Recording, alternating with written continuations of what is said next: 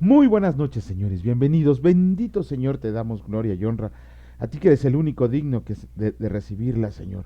Gracias por este tiempo, por este día, Señor, por estos tiempos que tú nos regalas. Sabemos que estamos resguardados y protegidos en ti, Señor. El temor que tenemos es reverente hacia ti, porque pase lo que pase en este mundo, en esta tierra, tú estarás con nosotros y nosotros iremos a ti. Gracias, bendito Señor, por siempre y para siempre. Amén.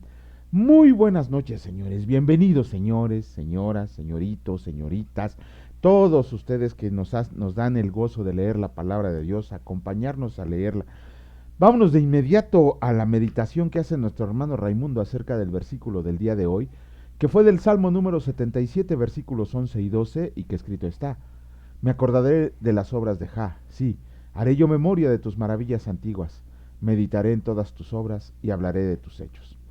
Qué hermosa motivación tenemos con la verdad absoluta cuando leemos su palabra en comunión con atención genuina, ya que nos dirige al enfoque de la creación y constatar con gran asombro que la creación maravillosa del Eterno es para todos, con características que la hacen autosustentable y perfecta, así como su amor hacia toda la creación y que por lo tanto son el testimonio eterno para todos de que su poder, majestad y señorío nos otorgan el único orden universal y nos insta a proclamar a gran voz su verdad absoluta, con algunas alabanzas escritas para la eternidad así. Los cielos cuentan la gloria de Dios y el firmamento anuncia la obra de sus manos, Salmo 19.1. El hacer tu voluntad, Dios mío, me ha agradado, y tu ley está en medio de mi corazón, Salmo 48.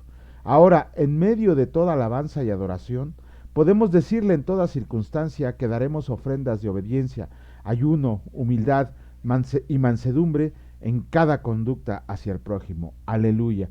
Así es, como hemos dicho siempre, los salmos son cantados y no hay nada más que le agrada al Señor ver que en cualquier situación y en cualquier circunstancia nosotros lo alabamos a Él porque es bueno, justo, recto, misericordioso, amoroso, perdonador. Es todo para nosotros, Él es todo para nosotros. Vamos a concluir la lectura del capítulo 22 del Evangelio de Lucas y el Señor dice así: Jesús ora en Getsemaní. Y saliendo se fue como solía al monte de los olivos, y sus discípulos también le siguieron. Cuando llegó a aquel lugar les dijo: Oren para que no entren en tentación. Y él se apartó de ellos a distancia como de un tiro de piedra, y puesto de rodillas oró, diciendo: Padre, si quieres pasa de mí esta copa, pero no se haga mi voluntad sino la tuya. Y se le apareció un ángel del cielo para fortalecerlo, y estando en agonía, oraba más intensamente, y era su sudor como grandes gotas de sangre que caían hasta la tierra.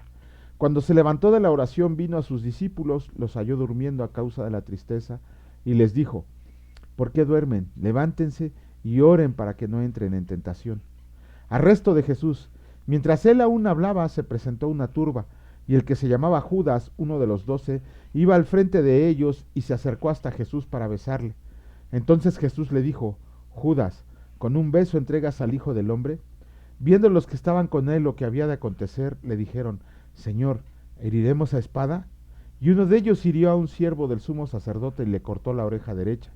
Entonces respondiendo Jesús dijo: Basta ya, dejen, y tocando su oreja le sanó. Y Jesús dijo a los principales sacerdotes, a los jefes de la guardia del templo y a los ancianos que habían venido contra él: como contra un ladrón han salido con espadas y palos, habiendo estado con ustedes cada día en el templo, no extienden las manos contra mí, mas esta es su hora y la potestad de las tinieblas.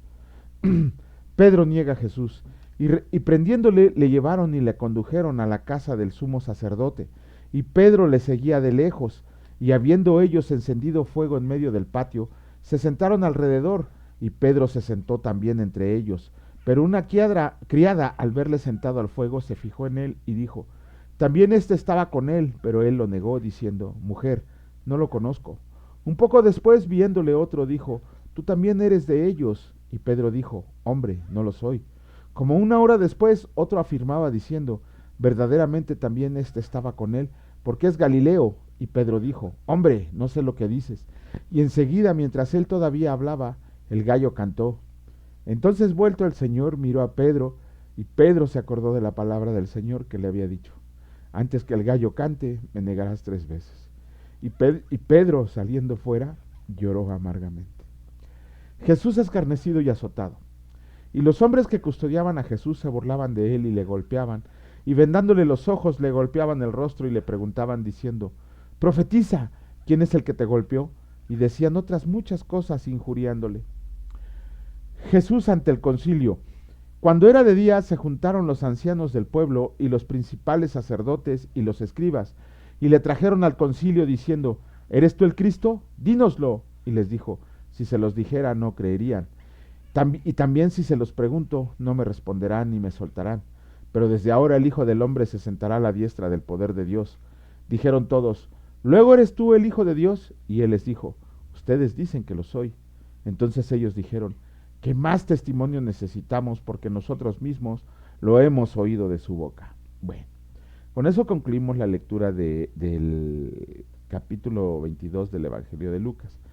Jesús ora en Getsemaní. Bueno, en griego Getsemaní es Getsemané, que significa prensa de olivas, y era en un lugar donde generalmente iba nuestro Señor Jesús a la ladera del Monte de los Olivos, a retirarse, a tener comunión con el Padre, a hacer oración. Y Jesús, como lo hemos leído, había ido más de una vez en compañía de sus discípulos para orar, para conversar con el Padre y con el Espíritu Santo, eh, para que tuviera una identificación total con su deidad. Su naturaleza humana, la naturaleza humana de nuestro Señor Jesucristo, se resistía a llevar el peso, a llevar el peso de llevar en él los pecados de todo el mundo, absolutamente de todo el mundo, de todos los tiempos, los pasados, presentes y futuros. Eso lo tenemos que comprender muy bien, que Jesucristo en ese momento sabía que iba a llevar todos, absolutamente todos los pecados de toda la humanidad, desde el pasado, en el presente y en el futuro. Absolutamente todos. Las más horribles bajezas que nosotros hemos cometido, las traiciones, los asesinatos, las mentiras, los genocidios, el orgullo, los robos, los asaltos, las iniquidades, las idolatrías, las lujurias, los delitos más horrendos que se pueden cometer o que el ser humano puede cometer, nuestro Señor Jesucristo los iba a cargar.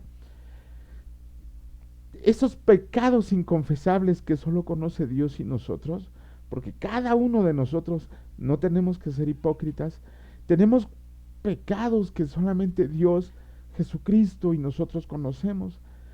Todos esos pecados los iba a llevar Él. Iban a ser cargados en el Cordero de Dios. Y aunque fue con sus discípulos a orar al Monte de los Olivos, nuestro Señor Jesucristo se apartó de ellos y se fue un poco más adentro. El Señor Jesús sabía perfectamente lo que estaba haciendo. El mismo cielo se estaba poniendo en juego y el primogénito de toda la creación estaba cargando en él la culpa y la acusación de todos. Ay, todos los pecados, toda la culpa, la sentencia judicial de Dios que tenía para cada uno de nosotros, nuestro Señor Jesucristo la iba a cargar. Su naturaleza humana de nuestro Señor buscaba apaciguar de alguna manera ese trago tan amargo. Por eso quería a sus amigos cerca. Es como cuando nosotros necesitamos consuelo y necesitamos una mano amiga. Ayer leíamos en Proverbios que hay amigos que están con nosotros en la desgracia. Querías sentir a sus amigos y les pidió que estuvieran alerta y que lo acompañaran en oración. Pero ellos no sabían del sufrimiento de nuestro Señor Jesucristo, el que iba a pasar, porque estaban durmiendo. Nos dice la palabra que su sudor eran como gotas de sangre que caían a la tierra. Esta es una enfermedad que se conoce desde el siglo III antes de Cristo, ahora conocida como hematidrosis. Es una enfermedad que a causa de una gran ansiedad, de un gran estrés, hace que se rompan los vasos capilares de la piel y se empiece a salir la sangre como si fuera sudor. Y eso es lo que estaba pasando con nuestro Señor Jesucristo. Ese estrés que estaba cargando por lo que venía hizo que su piel empezara a sudar sangre. Pero la consecuencia de la hematidrosis es que su piel quedaba muy delgada, muy sensible. Ajá, tanto era su ansiedad y su estrés que el Señor Jesús en Marcos, recuerden que leímos en Marcos que decía, mi alma está llena de tristeza al punto de morir, mi alma está triste hasta la muerte. Y en arameo exclama, Abba, que significa Padre. Eso nos muestra la estrecha relación entre Jesús, el Hijo, y Dios el Padre. El Padre. Esta prueba, porque era una prueba, como lo leemos en hebreo, que fue una prueba, y que fue obediente hasta la muerte y muerte de cruz, era una prueba de cargar el pecado de todos en él. Y pues se le presentaba como una copa, dice beber la copa. En lo que llevamos leído del Antiguo Testamento, o los que han leído completo el Antiguo Testamento, cuando nosotros vemos la expresión beber la copa, significa experimentar la ira de Dios. Nuestro Señor Jesús ya estaba sufriendo por los pecados de todo el mundo, de todas las edades y de todos los tiempos. Y ahí sería cuando toda la fuerza de la ira de Dios caería sobre sus hombros inocentes.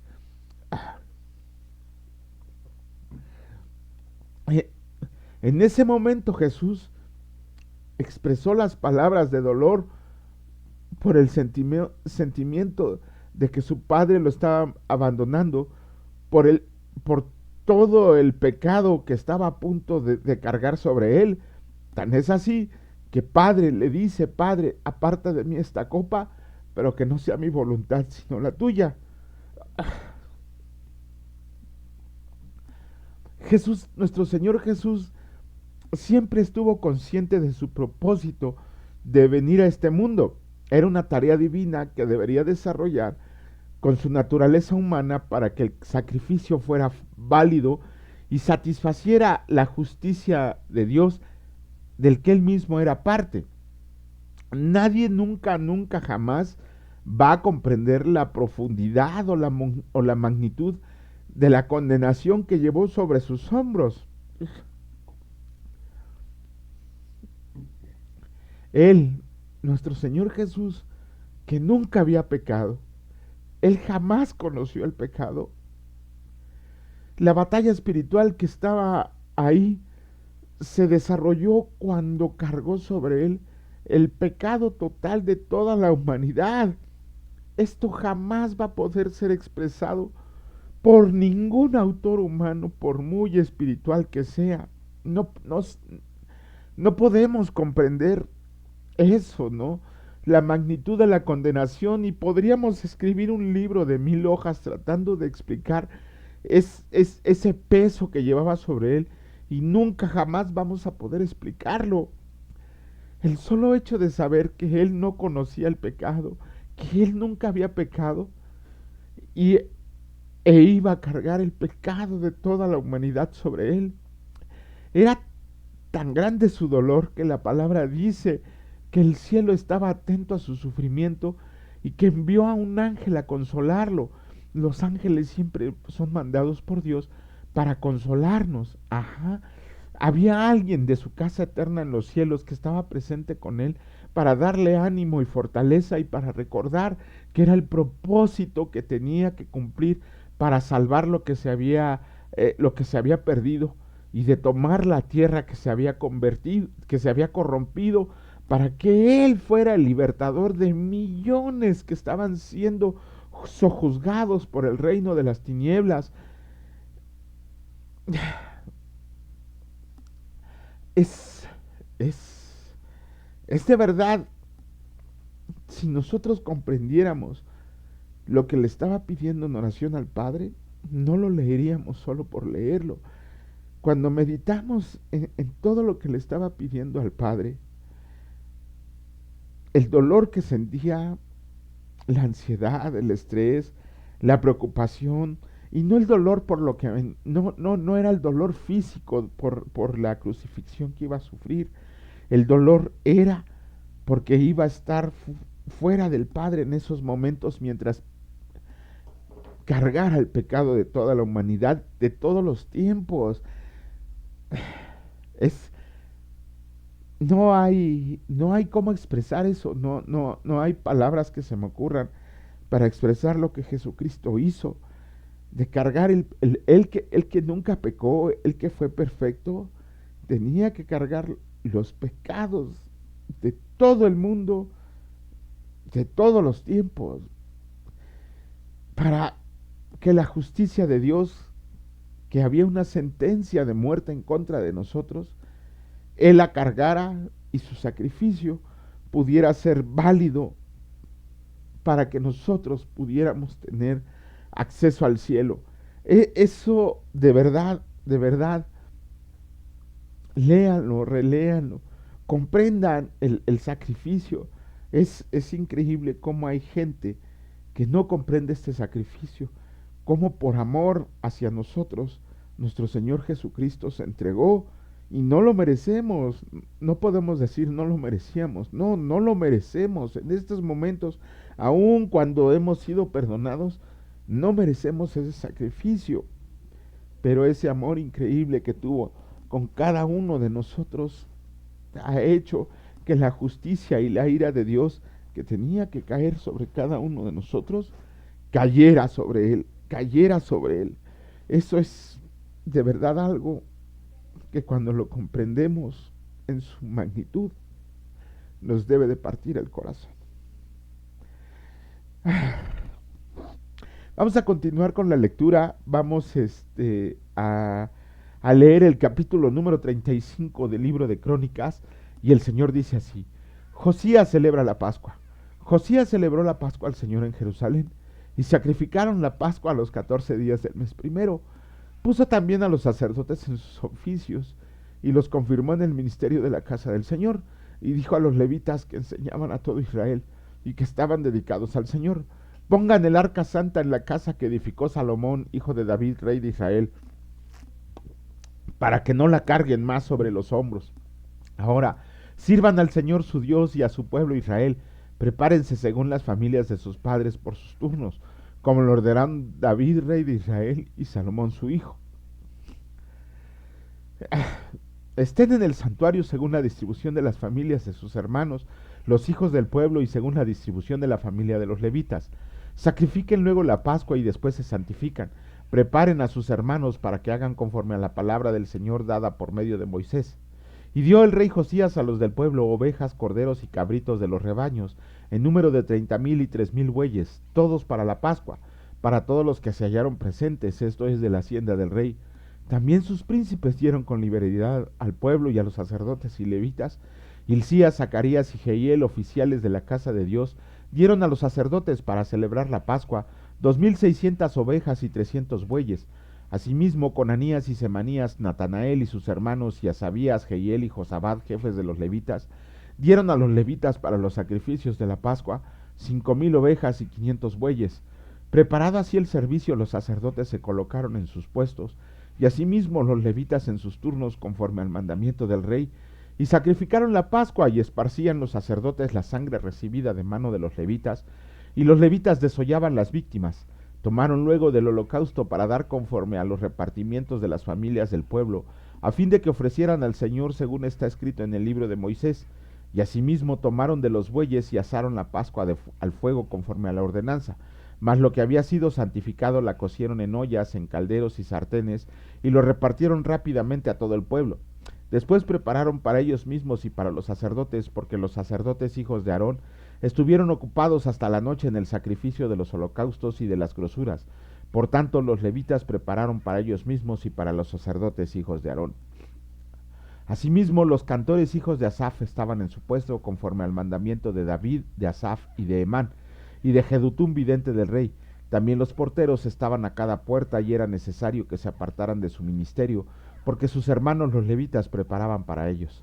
Así fue preparado todo el servicio del Señor en aquel día, para celebrar la Pascua y para sacrificar los holocaustos sobre el altar del Señor, conforme al mandamiento del rey Josías, y los hijos de Israel que estaban ahí celebraron la Pascua en aquel tiempo, y la fiesta solemne de los panes sin levadura por 7 días. Nunca fue celebrada una Pascua como esta en Israel desde los días de Samuel el profeta, ni ningún rey de Israel celebró Pascua tal como la celebró el rey Josías, con los sacerdotes y levitas, y todo Judá e Israel, los que se hallaron ahí, juntamente con los moradores de Jerusalén. Esta Pascua fue celebrada en el año 18 del rey Josías. Muerte de Josías. Después de todas estas cosas, luego de haber reparado Josías la casa del Señor, Necao, rey de Egipto, subió para hacer guerra en Carquemis junto al Éufrates, y salió Josías contra él, y Necao le envió mensajeros diciendo: ¿Qué tengo yo contigo, rey de Judá? Yo no vengo contra ti hoy, sino contra la casa que me hace guerra, y Dios me ha dicho que me apresure. Deja de oponerte a Dios, quien está conmigo, no sea que él te destruya. Mas Josías no se retiró, sino que se disfrazó para darle batalla, y no atendió a las palabras de Necao, que eran de boca de Dios. Y vino a darle batalla en el campo de Megiddo, y los flecheros tiraron contra el rey Josías. Entonces dijo al rey a sus siervos: Quítenme de aquí, porque estoy gravemente herido. Entonces sus siervos lo sacaron de aquel carro y lo pusieron en un segundo carro que tenía, y lo llevaron a Jerusalén, donde murió. Y lo sepultaron en los sepulcros de sus padres, y todo Judá y Jerusalén hicieron duelo por Josías. Y Jeremías endechó en memoria de Josías. Todos los cantores y cantoras reciten estas lamentaciones sobre Josías hasta hoy, y los tomaron por norma para endechar en Israel, los cuales están escritas en el libro de lamentos.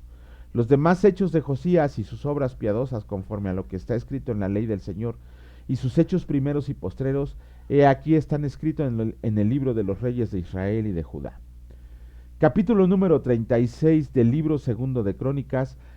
El Señor dice así: Reinado y destronamiento de Joacás. Entonces el pueblo de la tierra tomó a Joacás, hijo de Josías, y lo hizo rey en lugar de su padre en Jerusalén. De 23 años era Joacás cuando comenzó a reinar, y 3 meses reinó en Jerusalén. Y el rey de Egipto lo quitó de Jerusalén, y condenó la tierra a pagar 100 talentos de plata y 1 de oro. Y estableció el rey de Egipto a Eliaquim, hermano de Joacás, por rey sobre Judá y Jerusalén, y le mudó el nombre en Joacim. Y a Joacás su hermano tomó Necao y lo llevó a Egipto. Reinado de Joacim. Cuando comenzó a reinar Joacim era de 25 años, y reinó 11 años en Jerusalén, e hizo lo malo ante los ojos del Señor su Dios, y subió contra él Nabucodonosor, rey de Babilonia, y lo llevó a Babilonia atado con cadenas. También llevó Nabucodonosor a Babilonia de los utensilios de la casa del Señor, y los puso en su templo en Babilonia. Los demás hechos de Joacim, y las abominaciones que hizo, y lo que en él se halló, está escrito en el libro de los reyes de Israel y de Judá. Y reinó en su lugar Joaquín su hijo. Joaquín es llevado cautivo a Babilonia. De 8 años era Joaquín cuando comenzó a reinar, y reinó 3 meses y 10 días en Jerusalén, e hizo lo malo ante los ojos del Señor. A la vuelta del año el rey Nabucodonosor envió y lo envió llevar a Babilonia, juntamente con los objetos preciosos de la casa del Señor, y constituyó a Sedequías su hermano por rey sobre Judá y Jerusalén. Reinado de Sedequías. De 21 años era Sedequías cuando comenzó a reinar, y 11 años reinó en Jerusalén, e hizo lo malo ante los ojos del Señor su Dios, y no se humilló delante del profeta Jeremías, que le había hablado por parte del Señor. Se rebeló a sí mismo contra Nabucodonosor, al cual había jurado por Dios, y endureció su cerviz, y obstinó su corazón para no volverse al Señor, el Dios de Israel. También todos los principales sacerdotes y el pueblo aumentaron la iniquidad, siguiendo todas las abominaciones de las naciones y contaminando la casa del Señor, la cual él había santificado en Jerusalén. Y el Señor, el Dios de sus padres, envió constantemente a ellos palabra por medio de sus mensajeros, porque él tenía misericordia de su pueblo y de su habitación. Mas ellos hacían escarnio de los mensajeros de Dios y menospreciaban sus palabras, burlándose de sus profetas, hasta que subió la ira del Señor contra su pueblo, y no hubo ya remedio. Cautividad de Judá. Por lo cual trajo contra ellos al rey de los caldeos, que mató a espada a sus jóvenes en la casa de su santuario, sin perdonar joven ni doncella, anciano ni decrépito. Todos los entregó en sus manos. Asimismo, todos los utensilios de la casa de Dios, grandes y chicos, los tesoros de la casa del Señor y los tesoros de la casa del rey y de sus príncipes, todo lo llevó a Babilonia, y quemaron la casa de Dios, y rompieron el muro de Jerusalén, y consumieron a fuego todos sus palacios, y destruyeron todos sus objetos deseables. Los que escaparon de la espada fueron llevados cautivos a Babilonia, y fueron siervos de él y de sus hijos, hasta que vino el reino de los persas, para que se cumpliera la palabra del Señor por boca de Jeremías, hasta que la tierra hubo gozado de reposo, porque todo el tiempo de su asolamiento reposó hasta que los 70 años fueron cumplidos. El decreto de Ciro. Mas al primer año de Ciro, rey de los persas, para que se cumpliera la palabra del Señor por boca de Jeremías, el Señor despertó el espíritu de Ciro, rey de los persas, el cual hizo pregonar la palabra y también por escrito por todo su reino, diciendo: Así dice Ciro, rey de los persas: El Señor, el Dios de los cielos, me ha dado todos los reinos de la tierra, y él me ha mandado que le edifique casa en Jerusalén, que está en Judá. Quien haya entre ustedes de todo su pueblo, sea el Señor su Dios con él, y suba. Con esto terminamos los capítulos del día de hoy del libro de Crónicas, y también con esto terminamos los libros de Crónicas. Ya terminamos los libros de Crónicas, mañana iniciaremos con otro libro. Es interesante ver que el libro de Crónicas termina con el decreto de Ciro. ¿Por qué? Los libros del Antiguo Testamento, en el orden hebreo, Crónicas es el último libro. Ajá, no es Malaquías. Crónicas es el último libro del Antiguo Testamento en el orden hebreo. Ajá. Malaquías, en el capítulo 4, versículo 6, concluye con la palabra maldición. O sea, en el orden en el que nosotros tenemos la Biblia, el Antiguo Testamento termina con una maldición. Ajá. Sin embargo, en el orden hebreo de los libros, la Biblia judía concluye con una nota positiva y alentadora. Así dice Ciro, rey de los persas: el Dios de los cielos me ha dado todos los reinos de la tierra y me ha mandado que le edifique casa en Jerusalén, que está en Judá. Quien haya entre ustedes de todo su pueblo, sea el Señor su Dios con él, y suba. Eh, Después de 70 años que habían sido cautivo el pueblo de Israel, el Señor atendió sus peticiones y sus oraciones y permitió que Ciro, su siervo, eh, permitiera que el pueblo hebreo regresara a su casa con la condición de que le edificaron una casa al Señor. De hecho, Ciro reconoce que Dios era el que le había dado todo, y por eso permitió que el pueblo de Israel regresara y le edificara una casa en Jerusalén. En vez de terminar con una maldición, el Antiguo Testamento hebreo termina con una orden de bendición. Construyan un templo para el Señor Dios de Israel, templo que será construido en la vida eterna para que more nuestro Señor ahí. Pero bueno, con esto terminamos la lectura del día de hoy. Gracias, señores, por sus comentarios, gracias por compartir el video, gracias a nuestros nuevos suscriptores, que Dios les bendiga. Gracias por todo lo que hacen por nosotros, por la paciencia que tienen para cada uno de nosotros. Les agradecemos infinitamente. Bendito Señor, agradecemos por el sacrificio que hiciste por todos y cada uno de nosotros, porque nuestros más aborrecibles pecados, Señor, esos pecados que tenemos escondidos y que no le confesamos a nadie más, tú los sabes y tú los cargaste. Gracias, Señor, porque por esa carga que tú llevaste desde el inicio de los tiempos hasta el día de hoy, tú cargaste con una sentencia que estaba dirigida para mí, Señor, porque para mí era esa sentencia, pero en amor dijiste que tú la cargarías. Te agradecemos porque ese amor no lo podemos pagar con nada, Señor. Esa es la verdad. Con ninguna obra que hagamos, por muy grande, por muy buena que sea, no podríamos pagar jamás el precio de nuestras iniquidades. La justicia de Dios, que es perfecta, demandaba que nosotros muriéramos y fuéramos enviados al infierno. Pero, Señor, tú saltaste por cada uno de nosotros y dijiste: aquí estoy, dame todos tus pecados y lleva mi carga, que es ligera y fácil. Te agradecemos, Señor, porque sabemos que por ese sacrificio que hiciste en la cruz, cada uno de nosotros ha sido justificado y redimido para entrar con nuestro Dios Padre. Gracias, mi Señor, en el precioso nombre de mi Señor y Salvador Cristo Jesús. Benditos sean siempre y por siempre. Amén. Que Dios les bendiga, señores. Si Dios les lo permite, nos vemos el día de mañana. Cuídense mucho. Hasta luego.